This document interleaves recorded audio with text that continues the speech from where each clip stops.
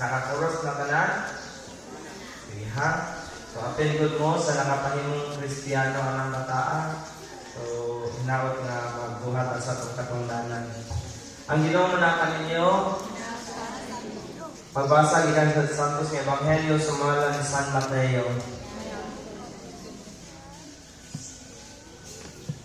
Idol sa Jesus, sumingon sa napulubos sa katinunan. Ihatag ka na ako ang tanang gahom sa langit o yuta, o sa panlakaw kamo sa madto sa tanang katawan sa tubo kalibutan. O ginuha sila akong mga tinunan, o bunyagi sila sa ngalan samahan, o sa anak, o sa Espiritu Santo, o tuloy sila sa pagtuman sa tanang mga sugo ko kaninyo. O hinumdumi ako nagauban kaninyo.